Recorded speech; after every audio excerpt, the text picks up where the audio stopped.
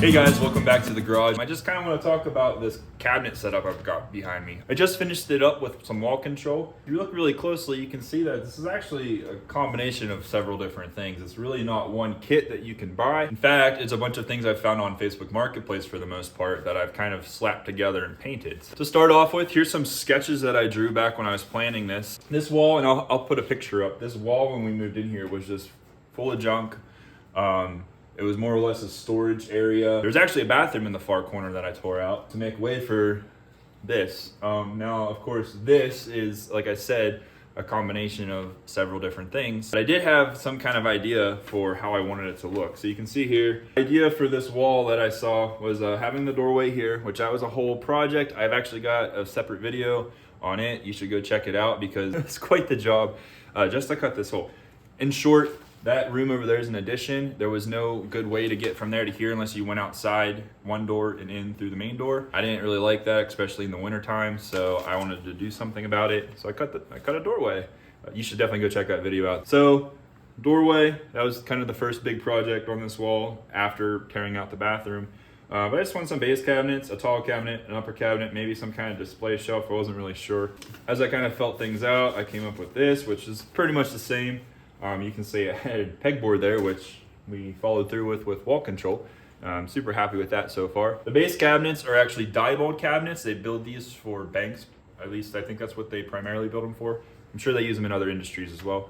But they're all metal. They have ball bearing slides and they're all lockable. I have the keys for all of them. I was able to pick from a whole assortment and get kind of a variety. So I've got some wide drawers. I've got some sliding doors, and just your regular single bank cabinets. So anyway, I got those off Facebook Marketplace. Someone was buying a bank and turning it to a residence, so it kind of looked out there. I did still end up paying like $400 for them. The rest of the setup was so cheap it offset. In fact, I've only got about $500 into this whole wall here. This cabinet was another Facebook Marketplace find. It's kind of just your standard metal cabinet. It's not in the best shape, but it was $20. I really couldn't pass it up, and it cleaned up really nice too, especially after I painted it. So far I'm using that for like oil storage, paint storage, etc. It doesn't look nice on the inside. It's still the original green color, but that's okay. It's meant to be used. It's a garage cabinet, so take some finesse and get the door to shut too, so that's interesting. I built a base underneath it to bring it up so that the toe kick ran this full length, and I actually put a vinyl piece of base down to tie that all in together. So then these upper cabinets are actually custom made. I work at a cabinet and mill workshop in the drafting department, so I was actually able to draw these up. The width of the doors matches the width of the cabinets below. There's actually 3 cabinets here. This is just a single cabinet. These are double width cabinets with doors. And they all also have adjustable shelving in them.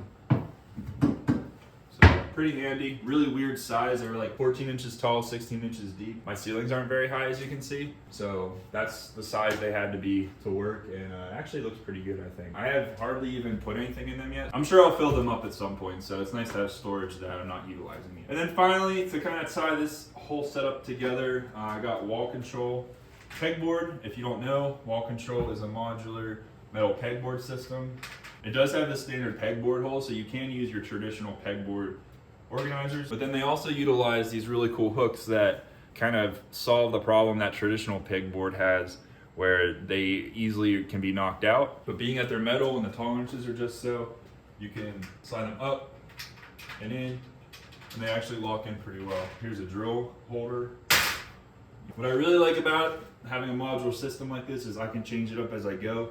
It's not going to look like this a month from now, I'm sure. It's certainly not going to look like this a year from now. I couldn't fit another wall control board here. I actually made this bulletin board out of a piece of cork and plywood, covered it in some black fabric, and that just made a nice filler that I can use to hang sketches or drawings or postcards or whatever the heck I feel like putting up there, I guess.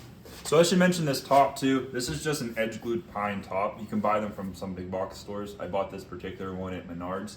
I think it was 2 foot by 8 foot and cost me like $65. which if you've ever priced butcher block, that's significantly cheaper than butcher block. Plus being wood, you can refinish it, as I'm sure it'll get beat up over the years. I can always sand it down and refinish it. It's finished in a polyurethane, and then I went over that with paste wax and steel wool. I actually sealed both the top and the bottom, because the first time I only sealed the top, and when I bolted it down, like the next day it cupped really bad. It was getting moisture from the bottom in through the bottom, but not the top. And that's what causes wood to cup. So if you seal both sides, it'll keep it more stable. And as you can see, it's staying pretty flat. Right here is where it cupped. It was actually up about 1/4 inch, and now it's staying flat. It's been on here for about 4 weeks, and the weather's changed drastically, so pretty happy with that. Anyway, here are the wall control panels that I put on the back wall. Like I said, they are a metal pegboard that also have slots that utilize their own accessories. Pretty cool stuff. If you've never heard of them, you should go check them out. Super modular, and I really think this design's a lot better than traditional old pegboard. Doesn't tear out because it's metal, and seems like everything locks in place a lot better. I didn't record a whole lot of the process of putting the cabinets together, but I did want to record hanging these because I didn't find a whole lot of information, at least on YouTube or forums, about people hanging these directly to concrete block. So I wanted to try it. I used these concrete anchors, and it worked out pretty well. The only thing is you have to be pretty dead accurate with your holes, which isn't always easy drilling into concrete. I know the bits like to walk a lot. I'd say you probably have a 1/16 of an inch in either direction to mess up, and if you mess up 3 out of 4 holes, that last hole is probably going to be off, which is what happened here. The top right corner actually ended up being kind of off. I had to drill the back of the wall control panel out just a little bit, but not enough that the head wouldn't still grab it, and it ended up working out pretty good. So here I'm actually using a right angle bit. The holes for these panels are right on the very edge. These are actually meant to go on 16-inch on center studs. So if you can imagine these side by side, on a stud wall, it makes a lot of sense. But being that I'm hanging it tight into this corner, it actually was kind of difficult to get in there. So I had to use that right angle bit to drive the screws in, at least on this panel.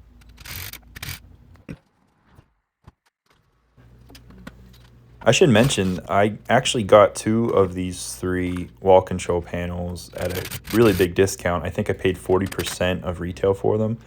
We have a local resale auction site. They sell Amazon returns, and I bid on these and won them, and they were brand new in box. So good start to my wall control system at a fraction of the cost. I do feel pretty confident about these concrete anchors. I'm using Redhead brand 1/4 inch concrete anchors. They're basically like if you've ever used a drywall anchor. It's kind of the same principle. They're just a little more robust, and I was pretty impressed how much force it actually took to drive the screws into the anchors. I also wanted to use this type of anchor versus a Tapcon or even a stud anchor because I wanted to be able to remove these panels if I needed to. So being that the anchor stays in the wall and you're putting a screw into it, you can actually remove them if needed. Also just want to mention how much I love this rotary hammer drill. I bought it when I was demoing the doorway in the concrete wall, but since I've used it for several projects, and it's awesome. So here I'm sizing up the filler panel I need to make for the end here. Like I said in my intro, I didn't have enough room for another wall control panel. So I wanted to fill it with something useful. I thought about a whiteboard, but I started looking around at some of the supplies I had, and I actually had a bunch of cork, so I figured a bulletin board would be perfect.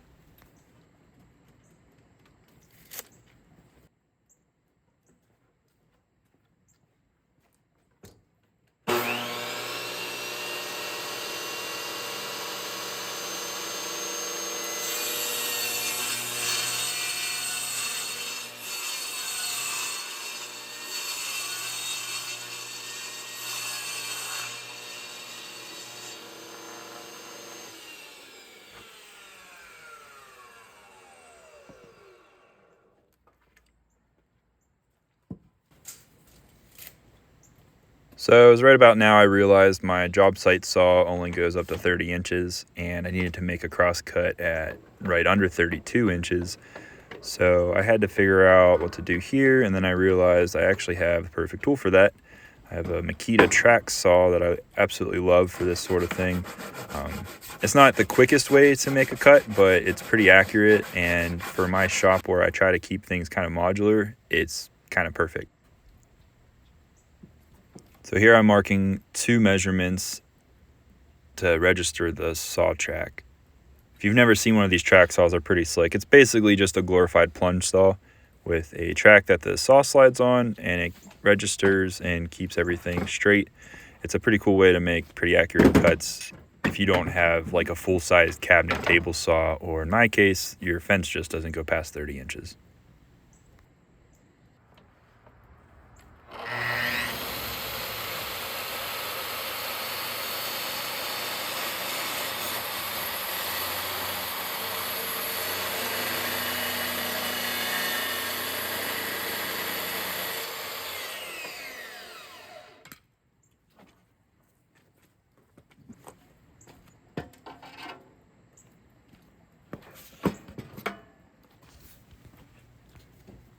So I just realized now that the panel I cut, while I cut it to the right size, was 3/4 inches thick, and I had yet to add the cork to it, which was about a 1/2 inch thick. So I had to go get another plywood, hopefully something thinner, to replace this one with.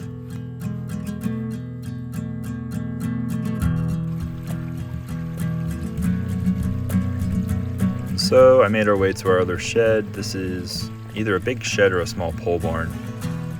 It's a pretty cool building though. It's completely unfinished at the moment. I'd like to turn it into a wood shop someday, but for now it's storage for my lawn tractor and also my ever-growing hoard of plywood and other wood scraps. Perks of working in a cabinet shop, I guess. I'm always dumpster diving, and in this case it turned out nice because I found the perfect piece of 1/2 inch plywood to use for these bolts.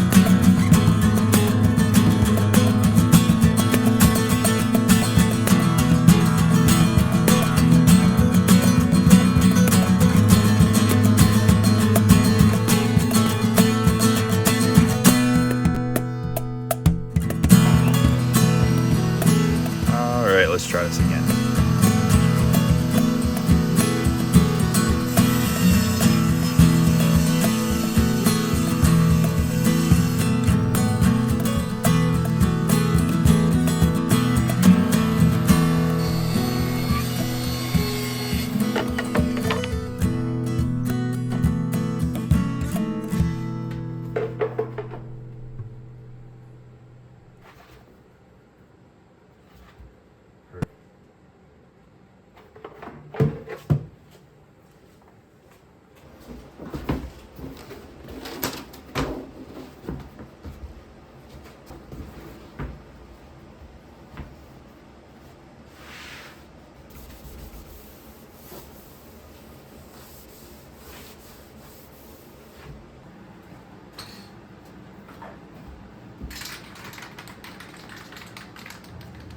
So I've got my cork piece cut kind of large here, and I'm spraying it down with spray adhesive both on the surface of the cork and the plywood itself. I'm using a Gorilla Glue brand spray adhesive. I found with this, you want to let it tack up, but not too much. If it's too dry, it won't bond. I know a lot of spray adhesives, you really want them to basically dry before you bond them, but I've had good luck with this by doing 2 coats. The first coat I let dry almost to the touch, and the second one I leave pretty wet and tacky. And I've had pretty good luck with this. I've used it on a couple projects now.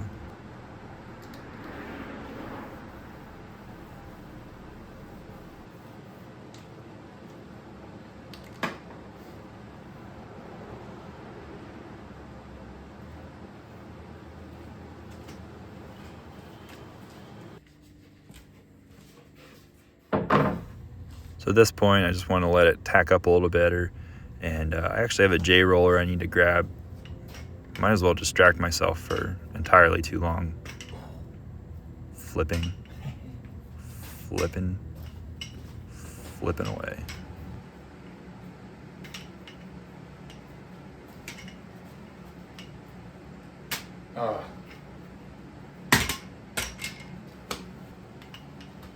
One.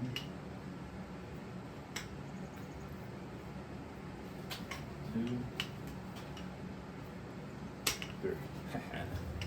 All right, well, now that meaningful task has been accomplished of flipping a J roller 3 times and catching it correctly, I can actually get back to what I was working on. So here I've actually done a second coat of spray adhesive because the first one dried a little too much and wasn't grabbing. So I did a second quick coat, and before it got too dry, I went ahead and pressed my pieces together. And at this point, I'm just putting heavy pressure down with the J-roller all over to make sure that everything is binding and there's no spots lifting on. Cool. Where's my knife?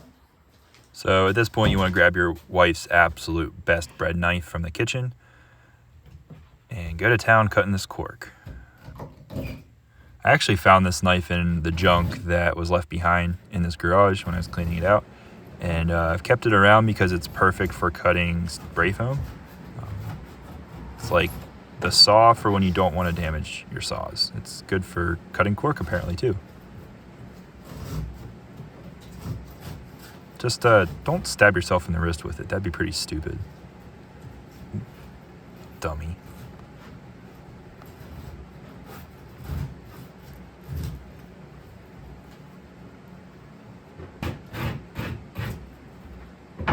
Usually when I call myself a dummy or other derogatory things, my wife shows up to tell me that I need to love myself better and say nice things about myself and really be confident. Oh, here she is now.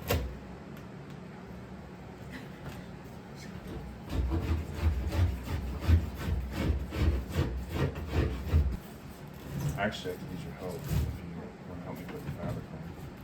Yeah. I think we should, just in case it'll help hold everything together if I staple it on the back. Mm-hmm. You know what I'm saying? Yeah.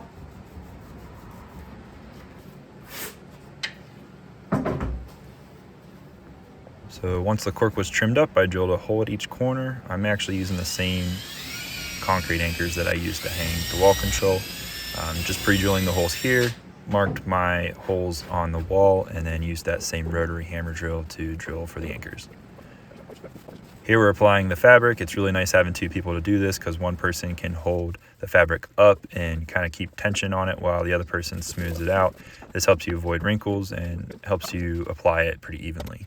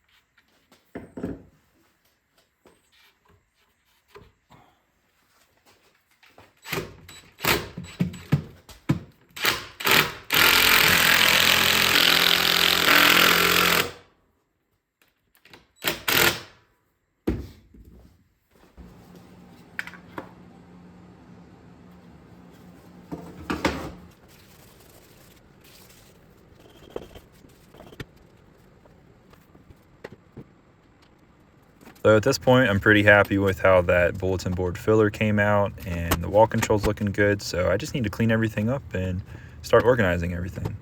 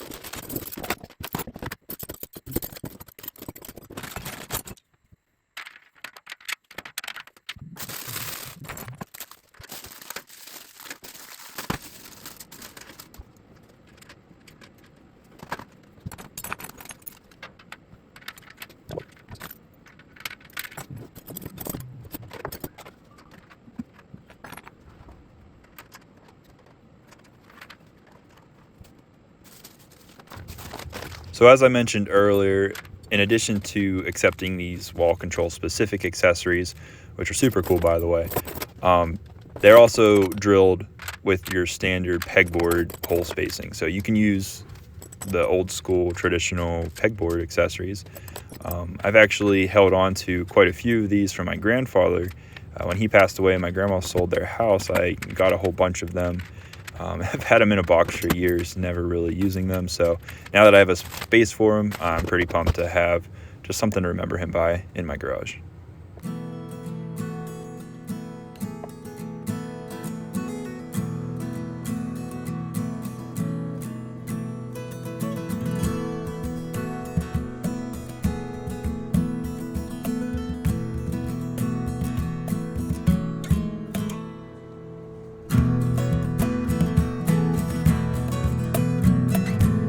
Well, hey, thanks so much for watching today's video. I really appreciate it. I figured I'd end here with a couple shots of the adjacent room, which I just finished organizing for the most part. That's kind of going to be where I focus my time on the next episode. I've got quite a few things I want to do in this room as far as organization. I have a slop sink to build and a couple other things I can't wait to show you guys. So if you feel so inclined, feel free to. I do already have a playlist of the garage renovation if you want to catch up. And of course, I've got car projects going on in here. If you didn't catch last week's episode on the Impreza, I highly recommend you go check that out. I'm really pumped to start on that again. And of course, all the other car projects coming up. So stay tuned. I appreciate it. I'll see you again next time. Thanks.